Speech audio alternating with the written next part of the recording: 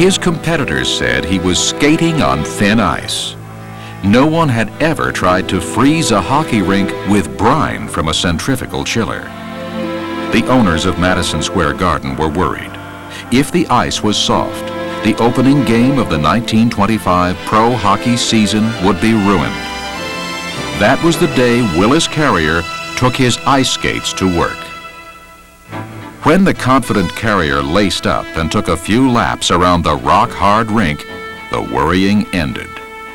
If this engineer, whose reputation was on the line, wasn't nervous, why should the arena's owners be? Carrier's confidence in his equipment and his personal attention to customers became legend.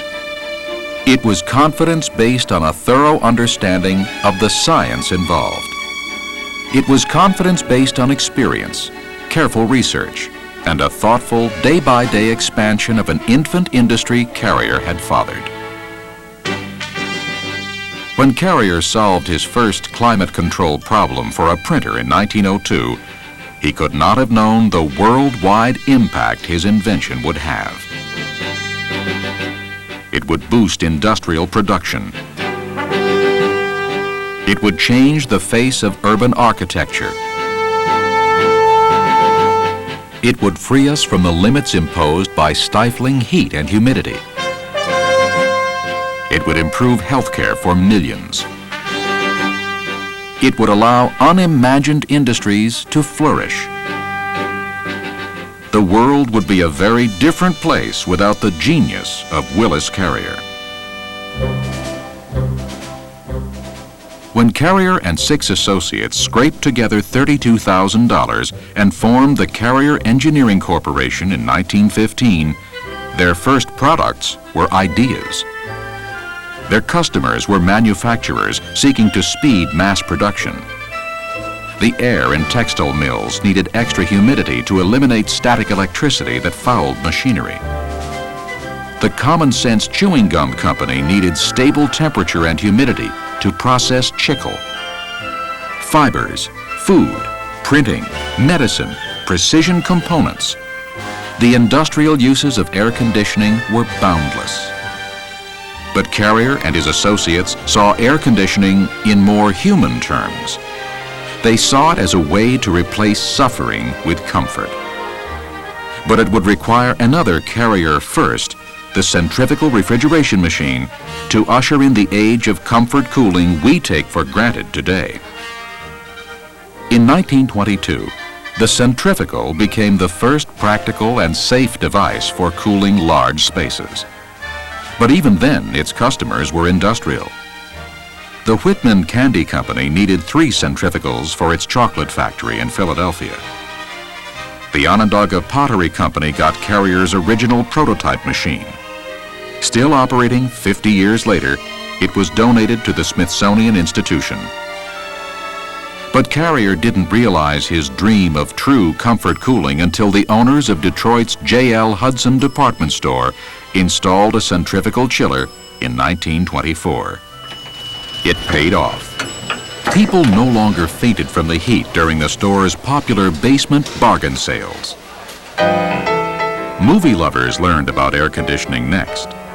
When New York City's Rivoli Theater advertised cool comfort in the summer of 1925, the ticket line was a block long. Few people remember the film that night, but the air conditioning was a big hit. Ever so slowly, Carrier was changing the way we lived as comfort cooling systems were installed around the world. By the end of 1940, shortly after thousands experienced air conditioning for the first time in Carrier's famous Igloo at the New York World's Fair, the company had sold its 1,000th centrifugal chiller. Carrier didn't limit its business to large customers. It entered the small building market too. Restaurants were soon attracting customers as much for their cool climate as for their food. Nor was Carrier air conditioning a stationary product. Buses, trucks, rail cars, and ships were cooled by Carrier for a public wanting to travel in comfort. Comfort at home was next as the company developed room units and central systems, as well as a distributor and dealer network to sell and service them. In so many ways, the history of air conditioning is a history of Carrier. It is a heritage that cannot be denied. In many locales, there are more Carrier, Bryant, Day and Night, and Payne heating and cooling units installed than any other make. Together, these installations comprise a gallery of the world's finest.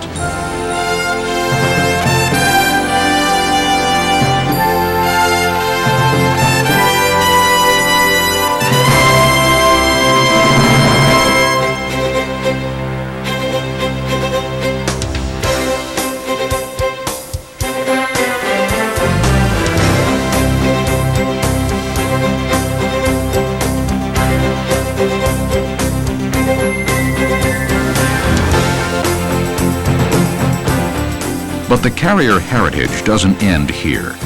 It can't.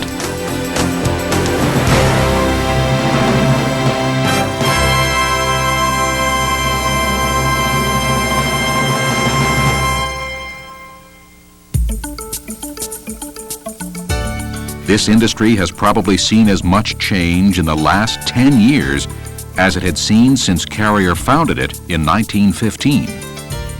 Environmental issues like ozone depletion, global warming, indoor air quality, energy availability, and natural resource conservation have forced everyone to re-examine their approach to climate control.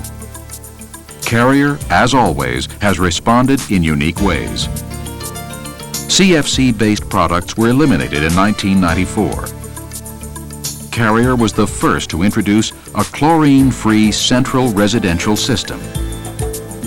The first chlorine-free commercial rooftop air conditioners were recently installed atop the Arizona Sonora Desert Museum, itself dedicated to the protection of a fragile environment. Chlorine-free Carrier Transicold trailer and container refrigeration units are available to customers around the world.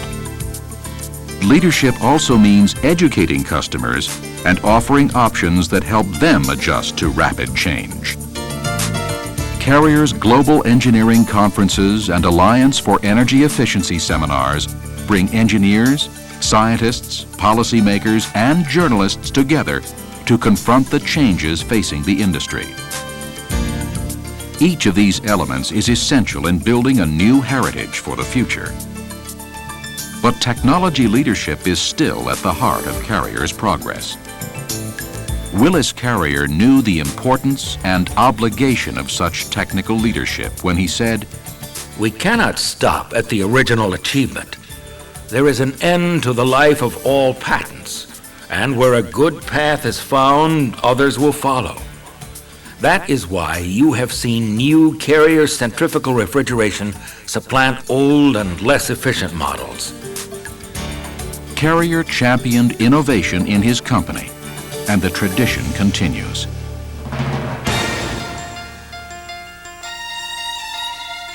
Today's new products are leading Carrier along a path others will have difficulty following. It is a path of no compromise for our customers. For the first time ever, building owners can have systems whose energy efficiency yields the industry's lowest operating costs without sacrificing safety or environmental protection. Compressors and heat transfer surfaces that have been optimized for chlorine-free HFC 134A contribute to these dramatic efficiency improvements. And in large chillers, the addition of a patented energy recovery turbine steepens the path Carrier's competitors must climb.